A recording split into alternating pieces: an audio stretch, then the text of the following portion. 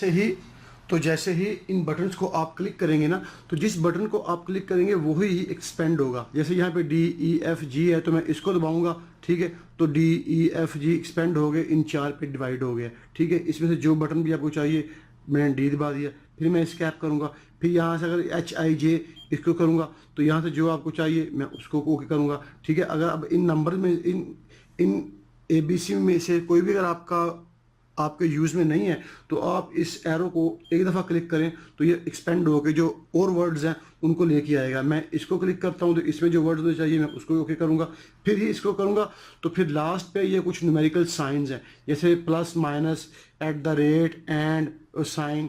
यहाँ पे अगर आप कोई भी चीज़ देना चाहें तो वो आप दे सकते हैं। तो ये सिंपली जॉब बनाने का तरीका था। तो मैं इसको ओके करता हूँ। इसमें ऑपरेटर है, इसको कौन ऑपरेट कर रहा है, जो भी ऑपरेटर इसको यूज करे वो अपना नाम दे सकता है। रिमार्क्स 1 में कोई रिमार्क्स दे सकते हैं जैसे रोड एज प्रोजेक्ट, बरदोरा project, interlock project, pipeline project, remarks to date, ये टाइम बता रहा है। मैं इसको ओके करता हूँ। जैसे ही ओके करूँगा तो हमारा डाटा सेव हो चुका है। ये हमारी जॉब है। ऑपरेटर का नाम हमने कुछ भी नहीं दिया, ठीक है, तो वो जो हमने इसमें ऐड किया है उसमें वो ऐड कर रहा है। मैं इसको ओके करता हूँ। जॉब हमारी सेट हो चुकी है। जॉब सेट होने के बाद हमारे पास आते हैं फिक्स पॉइंट जो कि F2 पे है, तो मैं F2 को क्लिक करूँगा और फिक्स पॉइंट में वो पॉइंट्स होते हैं। फिर दोबारा क्लियर कर दूँ कि जो पॉइंट्स आपने साइड पे जो कंट्रोल पॉइंट है, जो BM है, जो TP है, जो BM, जो बेंचमार्क है, जो कोई भी है, जिस इंस्ट्रूमेंट जहाँ पे जाके सेट होगा। अगर आप सेक्शन कर रहे हैं तो फिर भी आपको मिनिमम 2 पॉइंट्स चाहिए। अगर आप ओरिएंटेशन में कोऑर्डिनेट कर रहे हैं तो फिर भी आपको 2 पॉइंट चाहिए। वो जो 2 पॉइंट होंगे वो आपके मेजर पॉइंट नहीं होंगे, वो आप यहाँ पे इंटर करेंगे मैनुअली, ठीक है।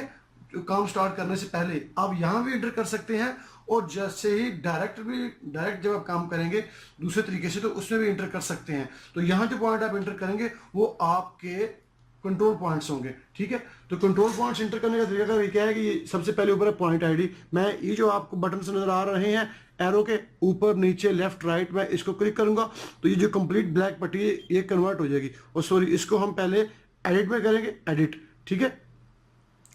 न्यू में जाएंगे तो ये जो आपको पूरी ब्लैक पट्टी नजर आ रही है, मैं इस एरो से इसको दबाऊंगा तो ये सिफर में कन्वर्ट हो गया। तो फिर वही कीवर्ड्स आ गए हैं जो आपका BM है, जो आपका कंट्रोल पॉइंट है, जो उसकी स्पेसिफिक उसका नाम है वो आप लेंगे। मैं मिसाल के तौर पे कहता हूँ BM1 है तो मैं इसको दबाऊंगा, ये BM आ गया, मैं इसको एक्सपेंड करूंगा तो ये B, ठीक है, ये B, इसको फिर दोबारा एक्सपेंड करूंगा तो ये M इसमें है तो मैं इसको दबाऊंगा तो M मेरा यहाँ पे आ रहा है, मैं इसको BM, ठीक है, तो मैं फिर दोबारा करूंगा। अभी मुझे ये जो माइनस के साइन चाहिए तो मैं इसको दबाऊंगा, ठीक है, इसको दोबारा क्लिक करूंगा तो मैं इसको BM1, ठीक है, BM1 मेरा हो गया।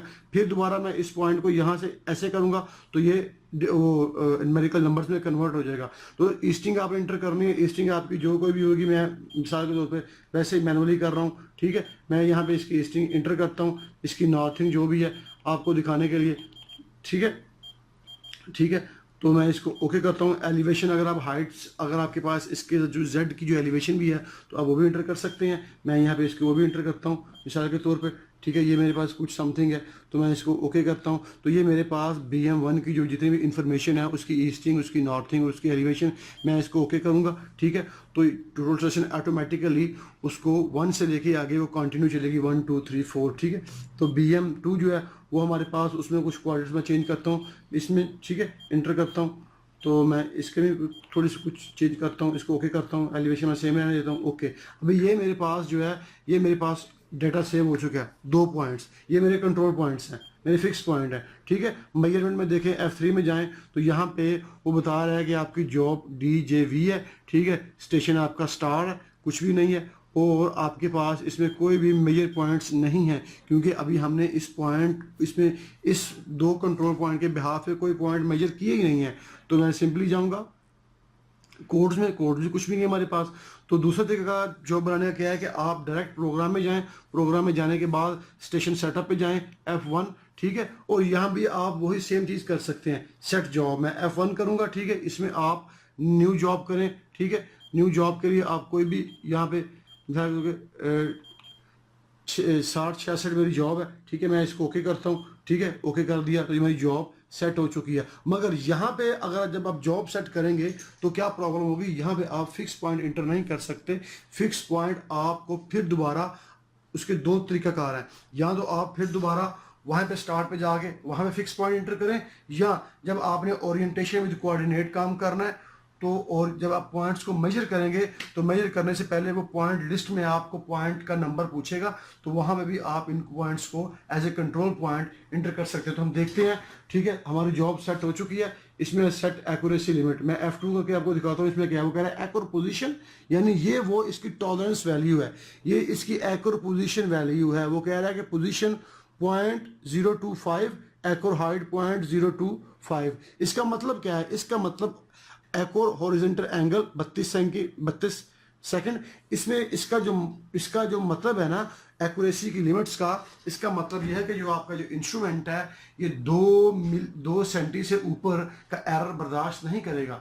अगर आप इंस्ट्रूमेंट को सेट करते हैं रिसेक्शन से, ठीक है, रिसेक्शन से सेट करते हैं या करते हैं आप उससे ओरिएंटेशन विद कोऑर्डिनेट, तो आपके पॉइंट्स में अगर 2 सेंटी से ज़्यादा का फ़र्क होगा ना तो total session will be not accepted, ठीक है। अगर आपकी जो हाइट है, जो जेड की एलिवेशन है, अगर उसमें से भी 2 सेंटी का ज़्यादा फ़र्क होगा तो वो इसमें वो रिजेक्ट कर देगा। तो ये एक बड़ा ट्रिक है, आप याद रखिएगा कि अगर आपके पास काम में कोई एरर ज़्यादा हो रहा हो तो आप यहाँ से उसकी सेट एक्यूरेसी को चेंज कर सकते हैं। जैसे कि मिसाल के तौर पे आपके कोऑर्डिनेट्स में कुछ एरर ज़्यादा है 3, 4, 5 सेंटी का, तो यहाँ से 3, 4, 5 सेंटी का जो एरर आपके एक्चुअल में है उससे ज़्यादा आप इसकी लिमिट रखेंगे तो फिर ये एक्सेप्ट करेगा।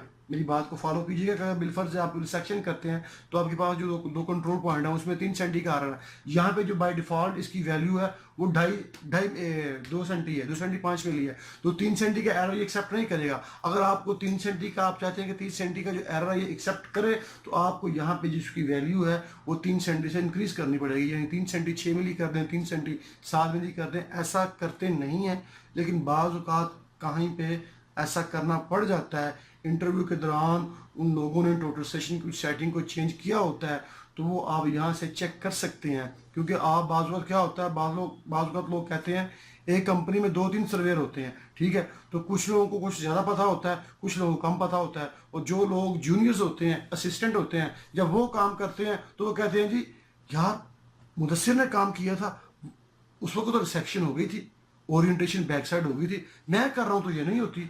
तो वो यही प्रॉब्लम होती है, या तो वो चेंज कर देते हैं यहाँ पे, या आपके कुछ एरर्स होते हैं जो करने के दौरान वो उस पर असरअंदाज होते हैं। तो मेजर चीज़ यही होती है, अगर आप इंटरव्यू में जाएं तो आप कोई रिसेक्शन करते हैं, कुछ चीज़ करते हैं, तो आपको प्रिज्म कंटेंट की वैल्यू चेक करनी चाहिए, इसकी एक्यूरेसी लिमिट चेक करनी चाहिए कि बाय डिफॉल्ट जो एक्यूरेसी लिमिट होती है वो 2.5 सेंटी होती है, 2 सेंटी 5 मिली।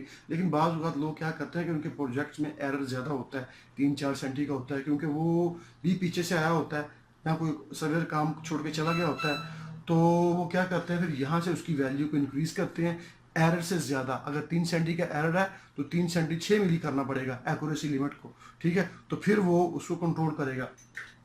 ये अच्छा तरीका नहीं है, लेकिन मेरे बताने का मकसद ये था कि आपको पता हो। तो चलें, ठीक है, उसके बाद मैं इसको स्कैप करता हूँ, ठीक है, तो हम इसको स्टार्ट करते हैं। स्टार्ट करने के बाद वो हमसे पूछता है स्टेशन डाटा एंट्री, कि आप स्टेशन में जो डाटा एंट्री करना चाहते हैं वो किस तरीके से करना चाहते हैं, किस मेथड से काम करना चाहते हैं। तो ये ऊपर आपको रिसेक्शन नज़र आ रहा है, आप इस जो एरो नज़र आ रहे हैं इन एरो से आप इसको मूव करें। ये बता रहा है हाइट ट्रांसफ़र, ठीक है, ये लेवल्स का कुछ फंडा होता है, ये इंशाल्लाह हम बाद में देखेंगे। उसके बाद कह रहा है ओरिएंटेशन विद एंगल, आप अपने इंस्ट्रूमेंट को एंगल के जरिए भी सेट कर सकते हैं, ठीक है।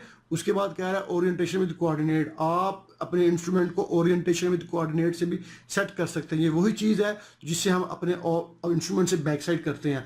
आपका जिस इंस्ट्रूमेंट पे आप जिस पॉइंट पे आपका इंस्ट्रूमेंट खड़ा है, ठीक है, वो आपका स्टेशन पॉइंट होगा और दूसरा पॉइंट आपका बैक साइड होगा। इस अमल को लाइका TS02 में ओरिएंटेशन विद कोऑर्डिनेट करते हैं। असल में होता है कि लोगों को काम का पता होता है, लेकिन ये जो इसकी एप्लीकेशन है ये मोबाइल की तरह होती है। अगर एक आदमी हवावे का मोबाइल यूज़ कर रहा है, दूसरा आदमी एफोन का मोबाइल एप्पल का मोबाइल यूज़ कर रहा है, तो मोबाइल तकरीबन सारे यूज़ कर लेते हैं, लेकिन उनकी एप्लीकेशन होती है उनका कॉन्सेप्ट समझना होता है। तो लाइका TS02 में अगर आप ओरिएंटेशन विद कोऑर्डिनेट, इसका मतलब यही है कि आप स्टेशन बैक साइड कर रहे हैं, एक स्टेशन पे आपका इंस्ट्रूमेंट खड़ा होगा, दूसरे स्टेशन से पॉइंट से आप उसकी बैक साइड करेंगे। इस अमल को लाइका TS02 में ओरिएंटेशन विद कोऑर्डिनेट, ओरिएंटेशन का मानी है तरीका कार, विद के साथ कोऑर्डिनेट यानी कोऑर्डिनेट के साथ काम करने का तरीक़ाकार, ठीक है। तो दूसरी चीज़ है इसमें रिसेक्शन, वो आपको पता है कि रिसेक्शन के लिए 2 पॉइंट चाहिए होते हैं।